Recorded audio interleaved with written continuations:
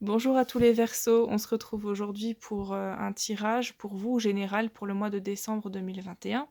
Et pour cela, je vais utiliser à gauche le jeu de tarot de l'Entremonde de Siolo Thompson et à droite celui de Yana Mori, Yarn of Mama Shamana.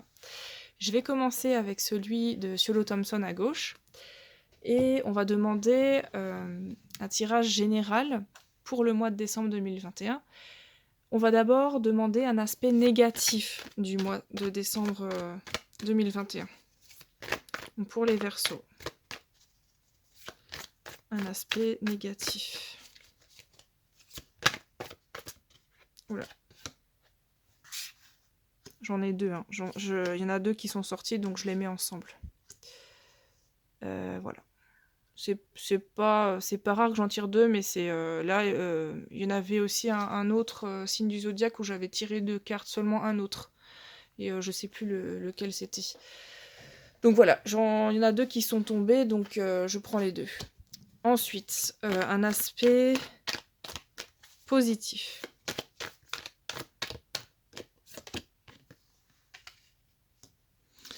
Un conseil.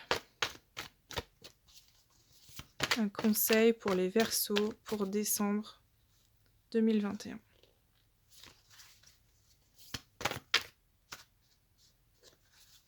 Ça a du mal. Un conseil, ça y est. Je vous expliquerai les significations après. Paniquez pas quand vous voyez la carte de la mort parce que ça signifie pas forcément la mort. Ensuite, là, on a ce qui va vous prendre le plus d'attention, ce qui va être sur le devant de la scène pour vous, les Verseaux pour le mois de décembre 2021. Et je pense que c'est un rapport avec les deux premières que j'ai tirées. Je vais vous expliquer pourquoi. Alors, tout d'abord, en aspect négatif, j'ai tiré le 3 de pentacle avec l'as de coupe. C'est l'as de coupe qui est tombé en premier. Alors l'as de coupe, ça signifie vraiment une plénitude au niveau créatif ou émotionnel. C'est vraiment un bien-être intérieur, un épanouissement profond de son être profond. Donc comme elle a été tirée en aspect négatif, on peut y voir que ce n'est pas le cas, que c'est pas encore ça, et peut-être que le 3 de pentacle donne une réponse par rapport à ça. Alors le 3 de pentacle, il symbolise le fait de travailler en groupe, en équipe, pour parvenir à un même objectif. Ça peut être un objectif familial, de couple ou au travail. De toute façon, il faut qu'il y ait un travail d'équipe pour vous épanouir a priori pleinement dans ce que vous recherchez. Donc ça peut être au niveau émotionnel ou créatif.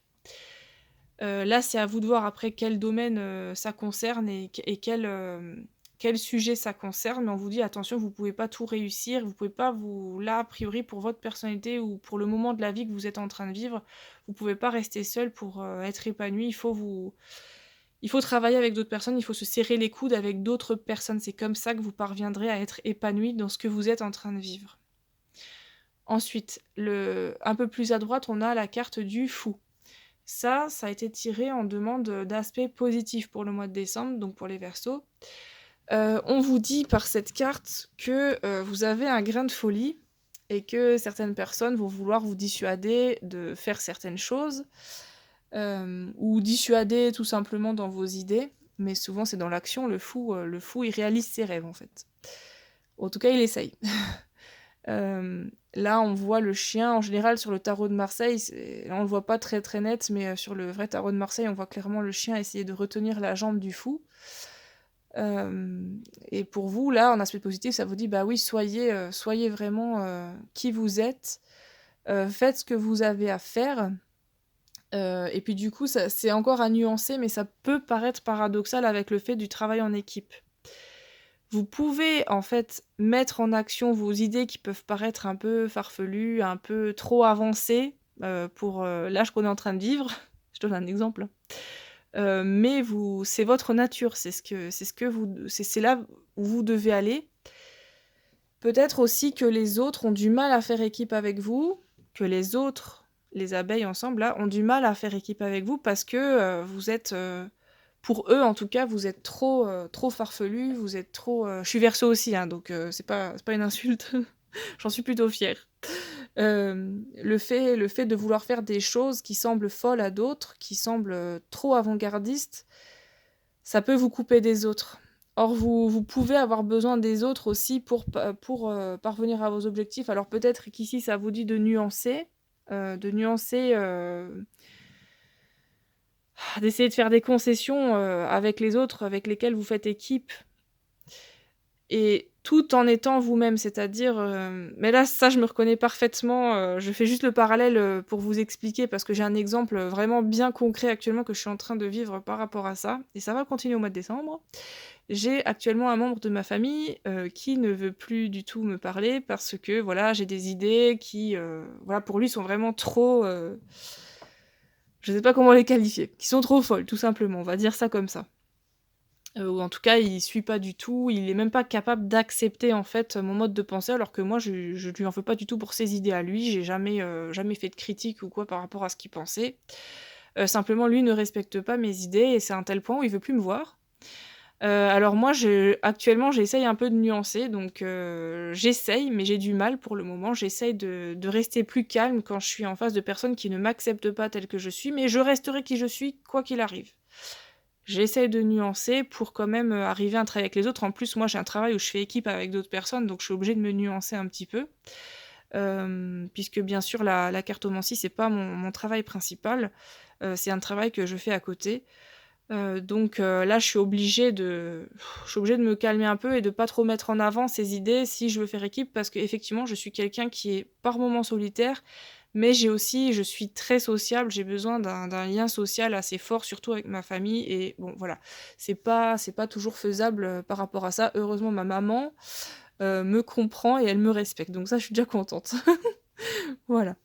Et mes sœurs aussi, il faut le dire. Voilà, donc ça, je vais le laisser là, mais je pense que par l'exemple que j'ai illustré, ça peut très bien vous rappeler quelque chose à vous en rapport, juste d'une manière un peu différente, quoi. Mais ça m'a permis de bien vous l'illustrer. Ensuite, à droite, on a un conseil. Donc là, on a la mort. Alors la mort, on voit, je vais bien vous la montrer, on voit certes un crâne, donc d'une personne morte, mais on voit aussi un oiseau, en plus un oiseau vert qui peut symboliser l'espoir. On voit aussi une fleur rose tout en bas, donc je sais pas ce que c'est comme fleur, je m'y connais pas du tout en plantes, mais ça peut symboliser la sensibilité, l'amour, la transcendance spirituelle, la compréhension du monde et de l'amour entre les êtres. Là, un conseil, comme c'est tiré sous forme de conseil, on vous conseille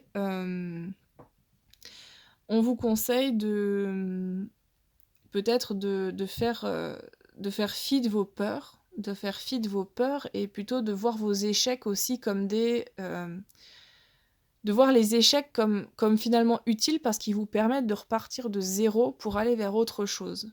Quelque chose qui va vous redonner de l'espoir, quelque chose qui va s'ouvrir finalement à vous malgré la perte subie. Donc, même s'il y a de la mort, il y a de la vie aussi juste après. C'est un cycle. Donc, quelque chose qui meurt renaît ensuite. C'est ça le message. On vous dit ne perdez pas espoir. Vous avez toujours l'espoir dans les moments comme cela, dans les moments difficiles. Voilà. Par exemple, moi je refais le parallèle avant avec la personne qui ne me parle plus.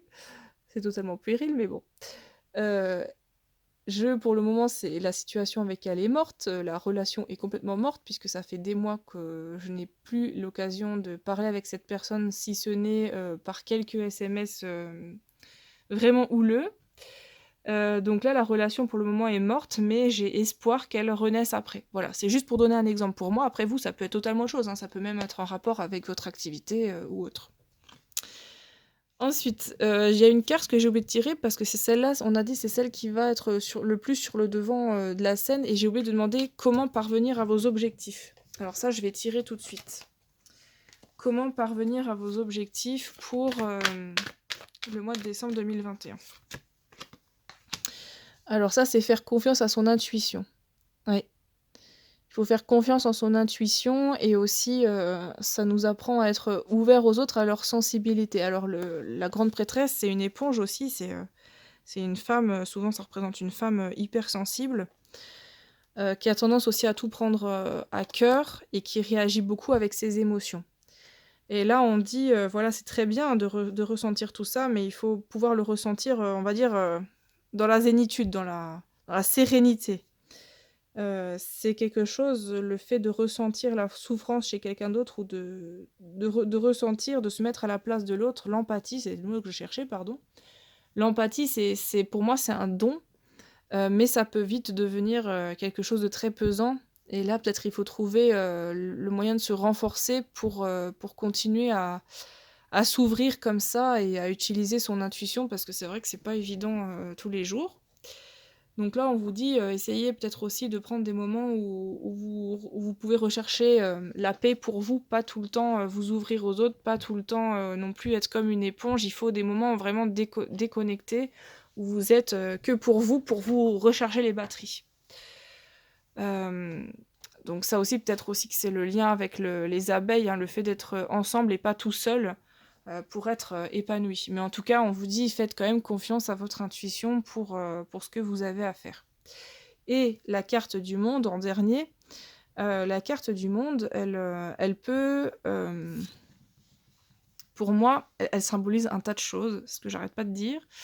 Mais pour moi, elle a une signification en particulier quand je la tire. Là, on voit en haut à gauche le signe du Verseau, en haut à droite le Scorpion, en bas à droite, le Lion et en bas à gauche le Taureau.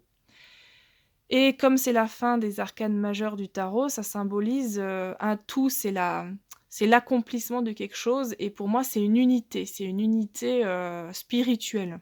C'est l'accomplissement, l'unité spirituelle, comme on est tous interdépendants des autres, on vous rappelle, encore une fois, on met l'action et ça me rappelle aussi, puisque je suis aussi Verseau, ça me rappelle qu'on est tous interdépendants des autres et c'est un stade où on arrive à faire des concessions tout en ne s'oubliant pas. On arrive à faire des concessions et à ceux qui sont capables de faire des concessions, tant mieux pour eux, ils seront dans l'unité. Et pour ceux qui n'y arrivent pas, eh ben, ils vont pas arriver à cet état d'unité, de compréhension de l'autre. Même si on n'est pas forcément obligé d'être d'accord avec les autres, on peut essayer d'avoir cet apaisement, de parvenir à une paix sociale en fait en comprenant l'autre, même en l'écoutant, sans avoir besoin d'être d'accord avec l'autre. Parce qu'un jour ou l'autre, cette personne avec laquelle on n'est pas d'accord ou qu'on n'aime pas forcément pour X raisons, on peut avoir besoin d'elle. Donc il faut essayer de chercher toujours le plus possible la paix. Même si à première vue c'est une personne par exemple que vous détestez, que vous dites bon celle-là je peux pas la supporter, elle m'importune trop, bah, on sait jamais si cette personne vient vers vous, essayez de calmer un peu, vous lui répondez calmement, même négativement s'il faut, mais toujours dans le calme. Comme ça, au moins, vous aurez rien à vous reprocher et qui sait, un jour, cette personne, vous pouvez avoir besoin d'elle, on ne sait pas. Donc voilà, c'est le message que ça vous donne. Il va falloir faire un travail là-dessus et je m'inclus là-dedans, comme dit tout à l'heure. Voilà. Donc voilà, je vais passer à l'autre jeu, celui de Yana Mori. Je vais juste ranger le jeu de tarot de Siolo Thompson.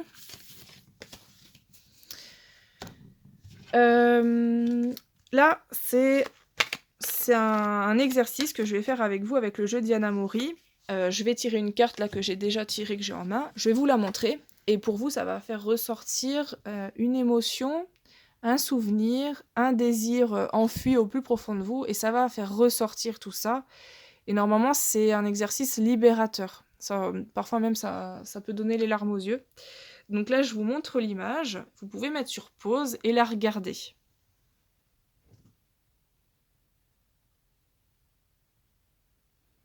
Donc voilà, soit vous faites une capture d'écran, soit vous mettez sur pause et vous prenez le temps de la regarder dans le calme, en silence.